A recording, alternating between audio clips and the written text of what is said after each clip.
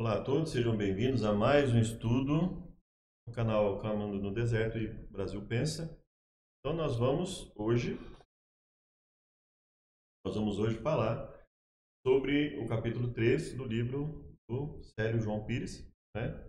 Que é as teorias científicas de extinções em massa, 6 extinções. Uma questão aqui, eu acho que não sei se eu levantei nos outros vídeos, é que quando qualquer pessoa que acredita nas escrituras, ela fala em eventos como o dilúvio, claro que ela está considerando a capacidade de Deus interferir no dilúvio para possibilitá-lo. Então, qualquer dificuldade que exista, nenhuma das dificuldades existentes, apresentadas, tornam difíceis de se conciliar, considerando ser inteligente coordenou tudo aquilo. Da mesma forma que Deus orientou Noé para que ele fizesse a arca, as medidas, etc., para salvar animais terrestres, né? Deus providenciou também para os animais aquáticos um modo de sobrevivência para alguns, né? Para que ele queria que permanecessem vivos, que seria uma quantidade menor do que que é existente, né? Então veja, não há problema em considerar isso, né? Não há problema em considerar que Deus poderia prover meios sobrenaturais para que os animais ficassem ali vivos na arca, para que Noé ficasse vivo na arca, mas também o que o livro do Sérgio João Pires vão procurar é dizer o seguinte, ó, mesmo por métodos naturais, há como identificar, não só nesse caso nós vamos falar aqui sobre os vestígios, né? Mas também todo e qualquer problema em relação ao dilúvio desaparece no sentido de possibilidade. Nós enxergamos, obviamente, ali que tudo isso foi coordenado,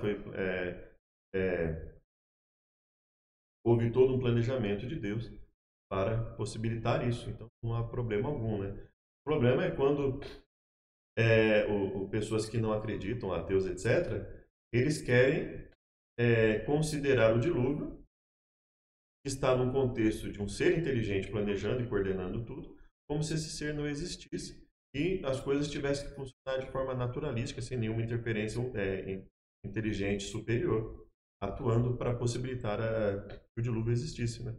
Então veja, não há problema algum e não é só uma questão de fé, é uma questão lógica, né?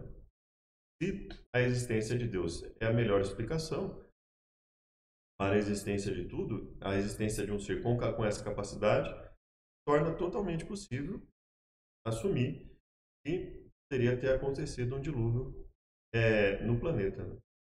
E aí existem outras condições que vão ser comentadas, né, realmente no decorrer dos estudos, se não do livro em si, que provavelmente eu acredito que vai falar também, mas de outros pontos, né? Então vamos começar com capítulo 3, as teorias científicas de extinções em massa, 6 extinções, né? A primeira evidência da ocorrência do dilúvio, seu propósito principal, é uma das mais fáceis de ser demonstrada, pois já faz parte dos livros textos de geologia, paleontologia e biologia, ligada à própria teoria da evolução, no caso, né? Só que tais evidências são apresentadas num contexto diferente do que vai tratar aqui. As evidências são mostradas como uma sequência histórica ao longo de cerca de 600 milhões de anos, a partir de 540 milhões de anos, baseadas nas camadas sedimentares. Atribui diversos eventos distintos de extinção e com causas distintas. Ou seja, o modelo do dilúvio bíblico falseia a teoria da evolução, com vantagens, pois é mais abrangente. Um único evento explica todas as observações geológicas e paleontológicas. E é mais simples, pois não existem múltiplas teorias para explicar cada extinção. E veja, quando Deus fala que não iria destruir o planeta, considerando o dilúvio como já no planeta inteiro, né? Quando ele fala que não vai destruir o planeta com isso, não significa que não pudesse ter havido na história da Terra catástrofes menores. Mas aí o que acontece? Veja que há 6 teorias a respeito teorias a respeito de 6 extinções. A Bíblia fala de apenas uma extinção em massa, né? Abrangendo o planeta inteiro, né? Atribui diversos eventos, e aí as informações da geologia e da paleontologia nos relatam a ocorrência de 6 grandes extinções em massa. 6 grandes extinções. Extinção cambriana, período compreendido entre 542 milhões e 488 milhões de anos, extinguiu, segundo o que a ciência admite, diversas espécies de equinodermos, braquiópodes e conodontes. 2 teorias tentam explicar a extinção: uma glaciação ou uma diminuição do oxigênio livre nos oceanos. Extinção ordoviciana, 444 milhões de anos atrás. Então veja, basicamente aqui é um período relativamente curto de uma para outra, né? No fim desse período geológico, terminou os trilobitas, braquiópodes, equinoides e equinoides. Discute-se se a extinção foi ocasionada por uma explosão de raios gamas de origem desconhecida, acabando com a camada de ozônio e deixando passar os raios ultravioletos e provocando uma era glacial. Nós não vamos entrar no mérito aqui da expressão camada de ozônio, né? Nós vamos dizer o seguinte, que se discute se foi ocasionada por uma explosão de raios gamas, né? Extinção devoniana superior, 360 milhões de anos atrás. E carbonífera inferior, terminou cerca de 70% da vida marinha, sobretudo corais, estromatoporoides e placodermos. As causas dessa extinção ainda não são conhecidas, pelo menos assim. Basicamente aqui nós podemos dizer que quase nada aqui é efetivamente conhecido, né? Realmente mais uma especulação, né? Extinção permiana, 251 milhões de anos atrás. Considerada, olha só, né, coloca intervalos em milhões de anos, mas relativamente curtos, né? Ou seja, um mundo passando por diversas extinções em períodos na casa ali a partir dos 542 milhões de anos, né? Atrás, né? Extinção devoniana superior e carbonífera inferior, né, que nós já falamos, né? Extinção permiana, 251 milhões de anos atrás, considerada a maior de todas as extinções em massa, onde foram exterminados cerca de 96% dos gêneros marinhos e 50% das famílias existentes. Então, ou seja, eles consideram que uma extinção possa, de modo naturalístico, causar o extermínio de 96% dos gêneros marinhos e 50% das famílias existentes, mas desconsideram a possibilidade de um dilúvio. A causa da extinção é atribuída possivelmente à formação do supercontinente Pangeia. Outra teoria é a supererupção de um também supervulcão na Sibéria. Extinção do Triássico-Jurássico, cerca de 200 milhões de anos atrás. Cerca de 20% de todas as famílias marinhas e dos arcossauros, com exceção dos dinossauros, foram extintas. O mesmo ocorreu com os grandes anfíbios daquela época. Várias teorias tentam explicar a extinção, tais como mudança no clima, nível dos oceanos, impacto dos asteroides, mais supererupções vulcânicas, aquecimento global, resfriamento global, mas não dão conta de todo esse problema. Veja, se já é difícil para alguém defender a teoria da evolução sem essas extinções, ou seja, ocorrendo de modo natural, gerando uma grande variedade na vida, etc. Imagina quando essas extinções, teoricamente, ocorressem e diminuísse tanto a vida no planeta, né? Como seria difícil manter como é difícil manter essa explicação de um modo que não seja ad hoc ou ad hoc, né? Que seja uma explicação sem embasamento, só baseada na autoridade de quem está falando. Extinção Cretáceo-Terciário. Se acredita que os dinossauros foram extintos e cerca de 60% da vida terrestre desapareceu da Terra. Então veja, quantas extinções e ainda assim eles mantêm o modelo evolucionário, né, pelo naturalismo, por exemplo. Temos ainda como evidência de extinção em massa os imensos depósitos de carvão espalhados pelo mundo, além dos imensos depósitos de petróleo que move a civilização atual, ambos produtos da extinção em massa das florestas gigantescas antediluvianas, na minha visão e dos criacionistas, e da imensa quantidade de animais que foram sepultados nos sedimentos, além de todos os fósseis. Então, assim, tudo isso aqui mostra que tem bastante lugar no planeta que aponta para a extinção ou extinções, né? Então, ou seja, tudo isso aqui acaba ajudando a ideia do dilúvio, né? Devo ressaltar que até o advento do uniformitarismo na geologia, proposto por James Hutton, apoiado e detalhado por Sir Charles Lyell,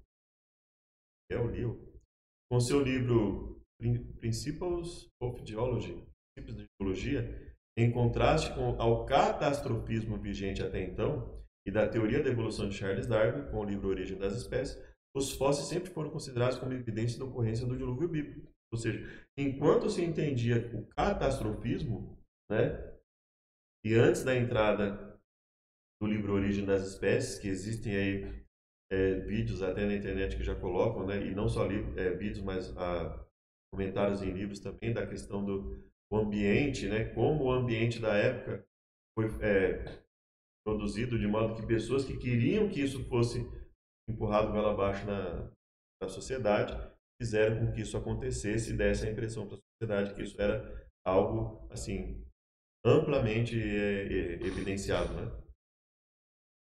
O uniformitarismo estabelece que causas presentes estiveram agindo no passado e proveu o tempo, milhões de anos, para a formação lenta das camadas geológicas, em oposição direta ao catastrofismo. Como os fósseis estão nas camadas sedimentares, os mesmos foram sendo depositados ao longo do mesmo período. E com a teoria da evolução, isso passou a ser associado à origem das espécies, como Darwin propunha. Esses são os pilares do paradigma vigente da biologia, paleontologia e geologia. Então, quer dizer, eles procuram buscar a ideia do uniformitarismo para evitar a ideia do catastrofismo e, assim, poder falar de alguma... propor teorias que aparentemente validem, por exemplo, tempos imensamente longos e etc., né? Então, aqui, no capítulo 3, ele diz, basicamente, é isso que acontece, né?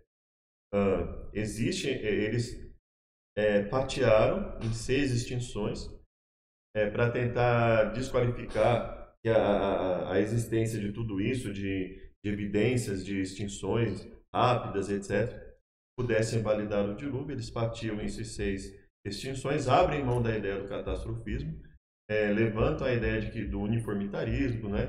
E aí eles consideram, por exemplo, alguns elementos elementos químicos, alguns gases, etc., de forma uniforme, né? Para poder validar as medições que levam a bilhões de anos e etc., né? Existem problemas nesse sentido. Eu vou aproveitar que nós estamos aqui com 13 minutos, vamos ver também o capítulo 4, né? Então vamos para o capítulos 13 e 4, né? Muitos outros povos que desconheciam a Bíblia guardaram lembranças dessa catástrofe nas suas tradições. 272 relatos ao todo. 272 relatos de muitos outros povos que desconheciam a Bíblia. Assim como o texto bíblico, eles tentam atribuir a um plágio, sendo que é praticamente impossível fosse plagiado a Bíblia com as condições que ela é escrita. Ela é escrita de forma muito mais simples que os outros relatos, né? Muito mais prática que os outros relatos. E muitos outros povos fazem o mesmo relato, desqualificando essa ideia de simples plágio, né? Nas escrituras, né? Então vamos lá. Noé foi imortalizado na Mesopotâmia como Utnapishtim, na Palestina como Leviatã, na Grécia como Grande Deucalião. Na cidade de Nínive foram desenterradas tábuas de argila da biblioteca do rei assírio Assurbanipal, contendo o relato de Gilgamesh, em que Utnapishtim conta a história de um dos relatos do dilúvio, registrados pelos povos antigos. Aqui o tablete de argila, né? dilúvio de Gamesh, né? O livro Em Busca da Arca de Noé nos informa que a história do dilúvio pode ser encontrada sob diferentes formas nos relatos culturais de mais de 200 civilizações passadas e presentes. David Balsinger e Charles E. Seeley Jr., autores, citam relatos de outros povos sobre o dilúvio que reproduzo abaixo. As lendas chinesas do dilúvio estão entre as mais impressionantes da Ásia. Dizem que uma inundação devastadora ocorreu por volta de 2300 a.C. Um dos relatos especifica a data de 2297 a.C. A inundação foi causada pelo transbordamento dos rios pelo aumento do nível do mar. O herói chinês Fa Li escapou da destruição com a esposa e 3 filhos. Outras tradições da China continental dizem que todos os chineses são descendentes de Nu Hua, um ancestral que se distinguiu vencendo uma inundação. O número de 8 pessoas do relato chinês está de acordo com Gênesis, e o nome Noá possui quase o mesmo som de Noé. A data da ocorrência também está próxima daquela obtida pela Bíblia, 2348, pelo texto massorético.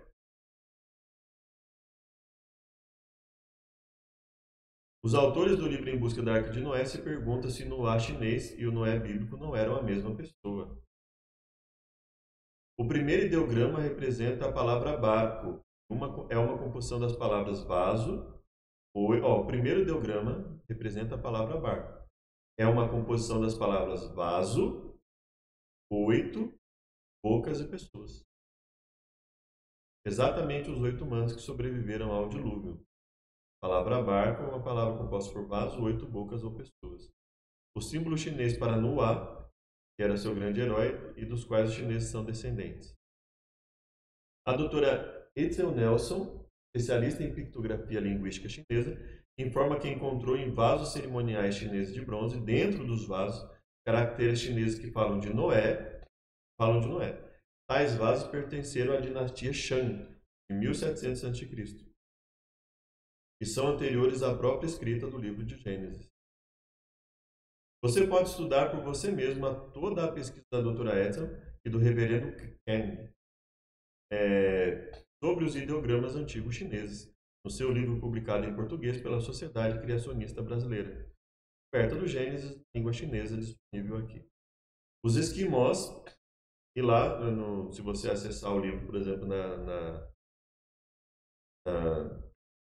online, né, no site do professor Célio João, então você vai ter a oportunidade de clicar e verificar, né? Os esquimós do Alasca contam a história de uma inundação com um terremoto simultâneo. Olha só, os esquimós do Alasca contam a história de uma inundação com um terremoto simultâneo. Que sobreviveram, e foram muito poucos, fugiram em canoas ou se refugiaram nos picos mais altos. Na América, existem 58 relatos diferentes sobre o dilúvio. Os índios navarros acreditavam que o Grande Canyon, né, era uma decorrência da grande inundação. Os índios já tinham seus diversos relatos de inundação antes do contato com os europeus e de terem adquirido os conceitos cristãos do dilúvio. Dave e Charles citam ainda a lenda de Berouse, um sacerdote caldeu do século III a.C. O deus Cronos apareceu ao 10º rei antes do dilúvio, Xisutros, e anuncia que em breve todos os homens irão perecer no dilúvio. Ordena que construa uma embarcação e ali se refugie com a família e os amigos mais queridos. Xisutros constrói uma embarcação com 5 estádios de comprimento e 2 de largura, enchendo-a com alimentos e embarcando com toda a família. O dilúvio chega, traga o resto da humanidade e depois as águas baixam. Xisutros solta algumas aves e elas voltam, não tendo encontrado terra seca. Alguns dias depois ele solta as aves novamente. Elas voltam com lama nas patas. Solta-os uma terceira vez e não voltam mais. Xisutros percebe então que a sua embarcação parou numa montanha na Armênia.